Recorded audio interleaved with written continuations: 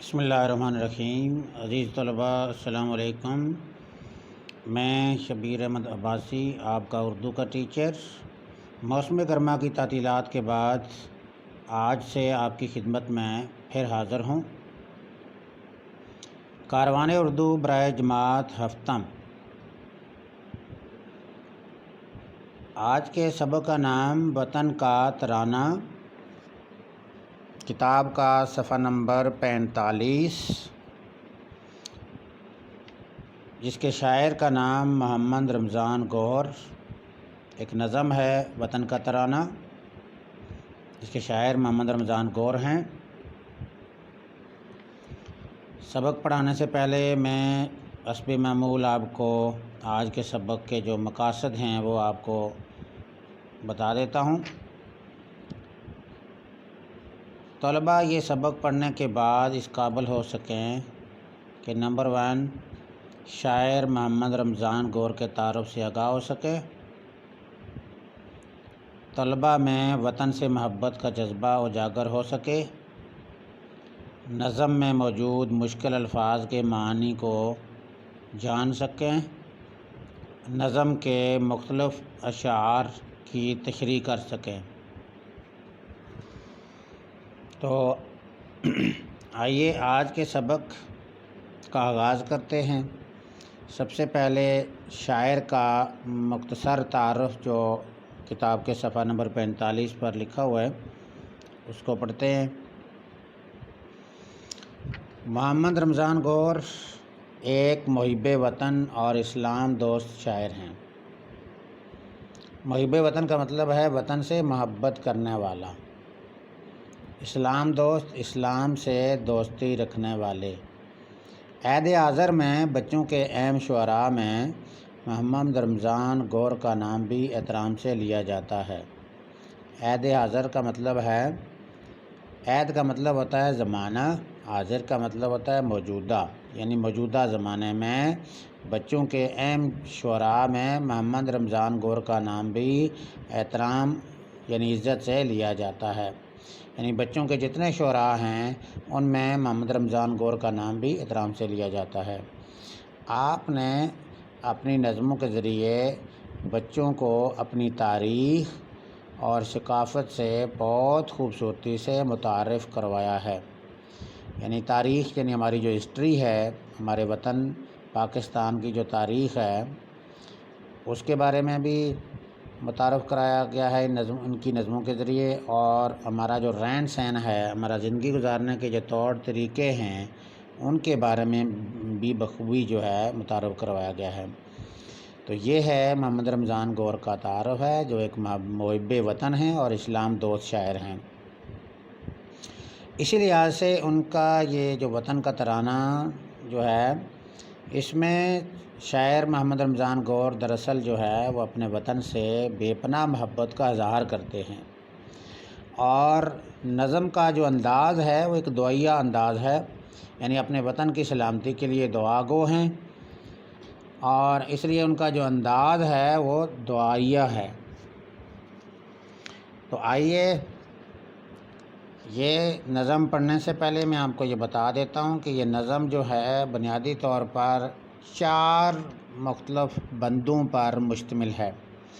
بچوں 2 مصروں پر مشتمل جو نظم ہوتی ہے اس کو یعنی شعر کہا جاتا ہے، اور 2 سے زیادہ 3 سے 4 یا اس طرح جتنے بھی جو مصرے ہوتے ہیں کسی شعر کے تو اسے بند جو ہے نا کہا جاتا ہے۔ تو اس لیے یہ نظم جو ہے بنیادی طور پر 4 مختلف بندوں پر مشتمل ہیں۔ تو آئیے ہم سب سے پہلے آج جو پہلا بند ہے اس کا پڑھتے ہیں صفحہ نمبر 45 پر۔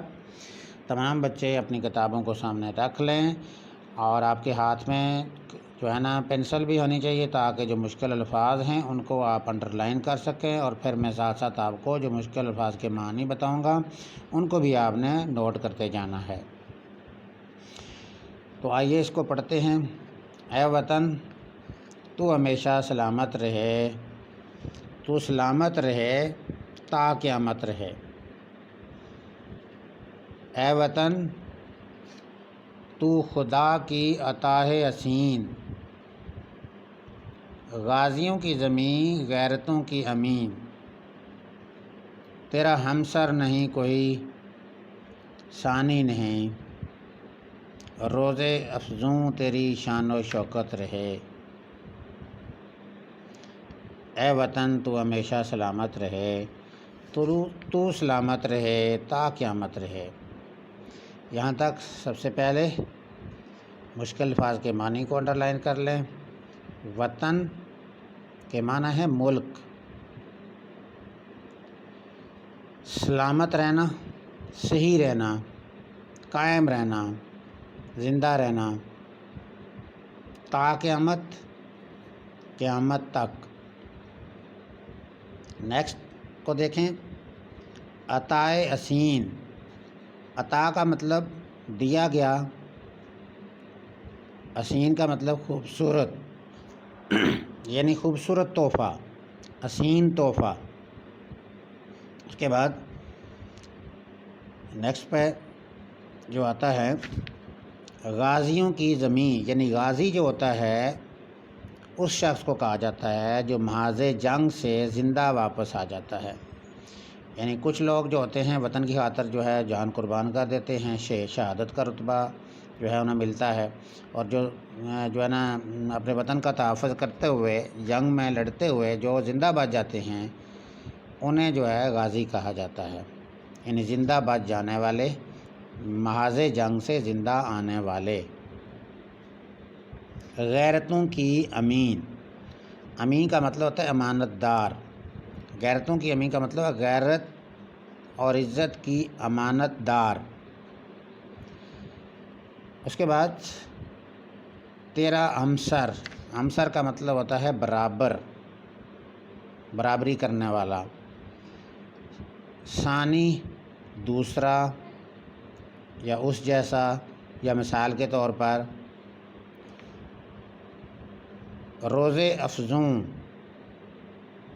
روز کا مطلب دن ہوتا ہے، افزوں کا مطلب اضافہ کرنا ہوتا ہے، یعنی جس کو آپ کہتے ہیں دن دگنی رات چگنی،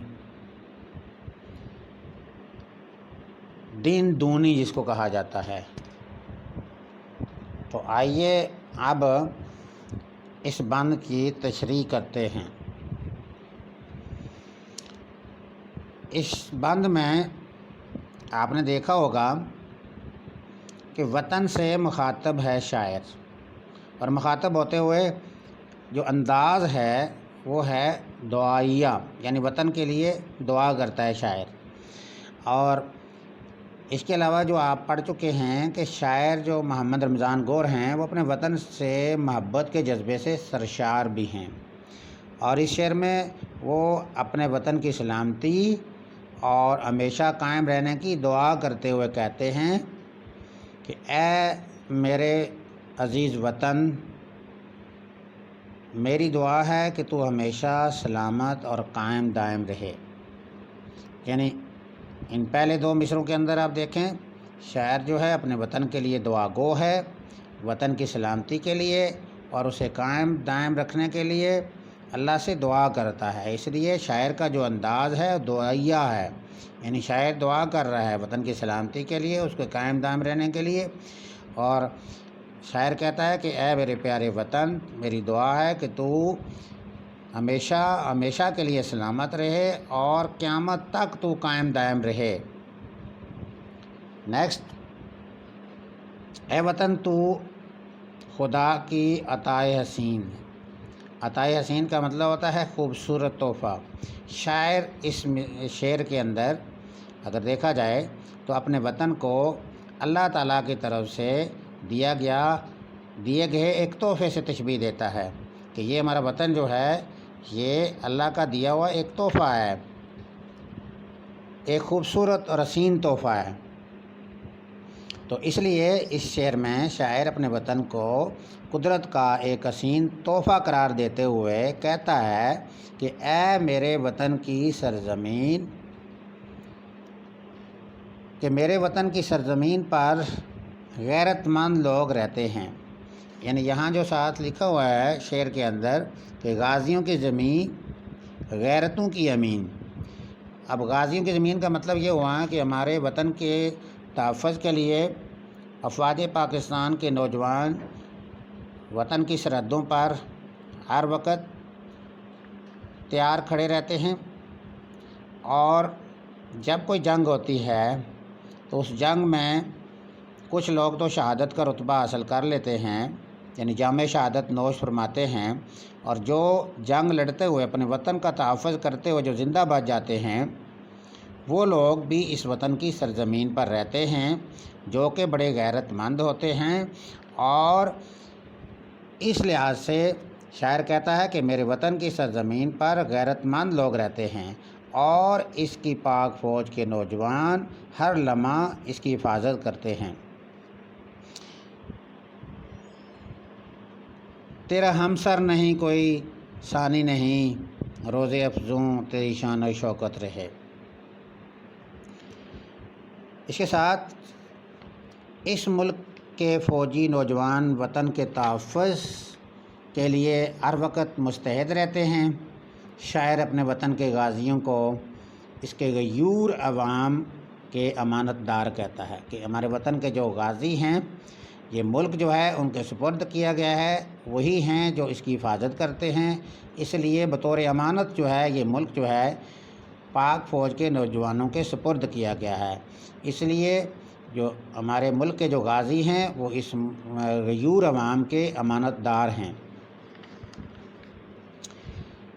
नेक्स्ट पे जो है शायर जो है वतन की शान शौकत के लिए दुआ करते हुए कहता है कि ए वतन, तेरे जैसा कोई और वतन हमारे लिए नहीं है, ना ही तेरा कोई सानी है।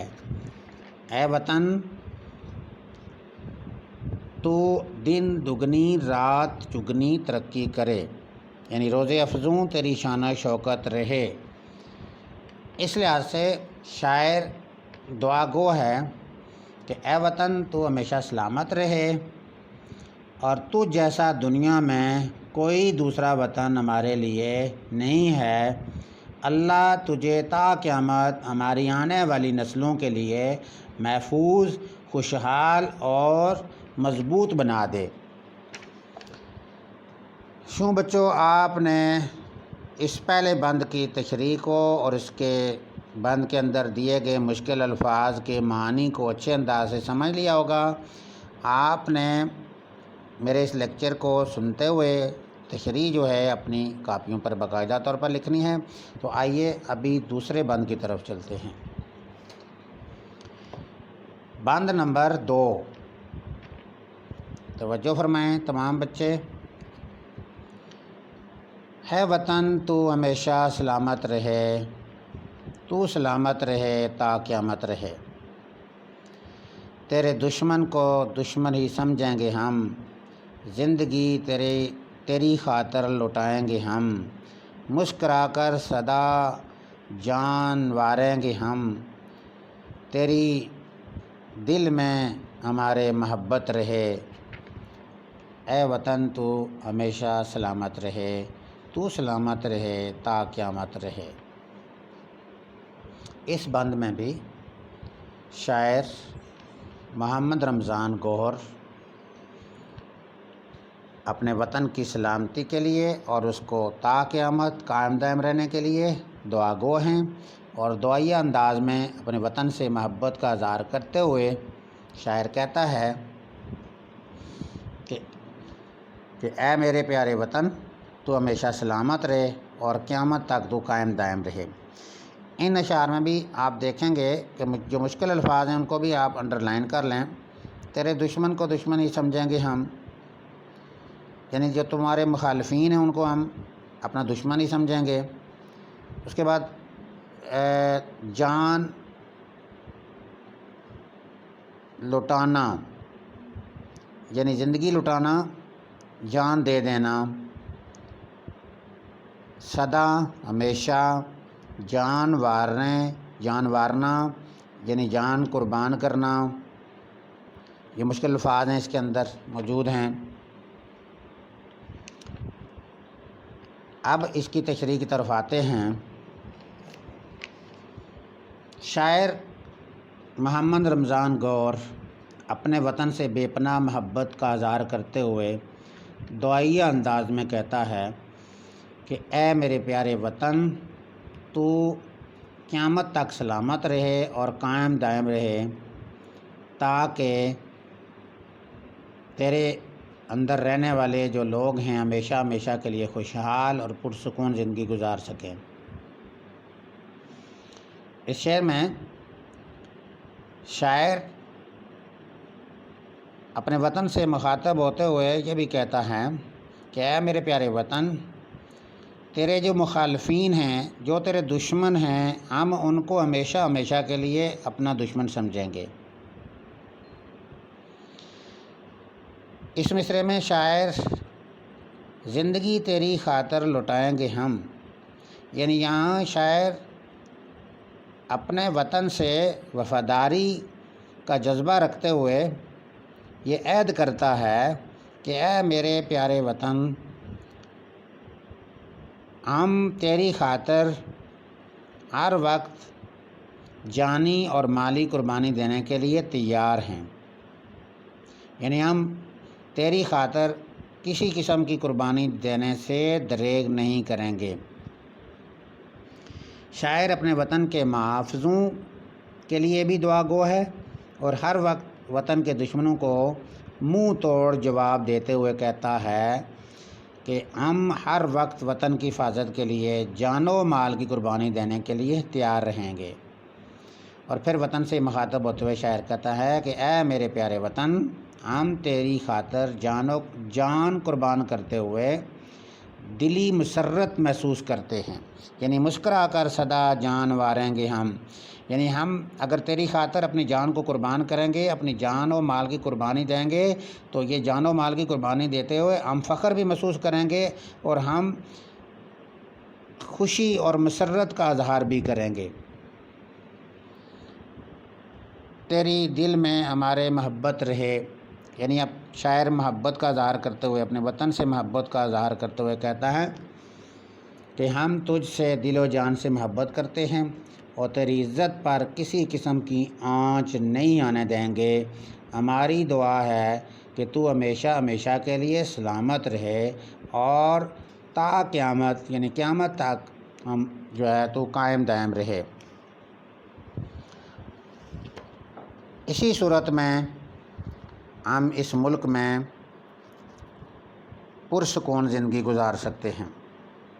یعنی شاعر جو ہے دراصل ایک محب وطن ہے اور اسلام دوست شاعر بھی ہے، اور ان دو بند جو ہیں ان کے اندر شاعر نے وطن سے بے پناہ محبت کا اظہار کیا ہے، اور جس میں شاعر اپنے وطن کی سلامتی کی دعا بھی کر رہا ہے، اپنے وطن کی شان و شوکت کے لیے بھی دعا گو ہے، اور اس کے ساتھ وطن کے جو ہمارے دشمن ہیں، اندرونی اور بیرونی جو دشمن ہیں، ان کو ہمیشہ ہمیشہ کے لیے دشمن ہی سمجھنے کے لیے عہد کرتا ہے، اور یہ عہد کرتا ہے کہ اے میرے پیارے وطن، ہم ہمیشہ ہمیشہ کے لیے تیری خاطر ہر صورت میں اپنی جان و مال کی قربانی دینے کے لیے کسی صورت میں بھی دریغ نہیں کریں گے۔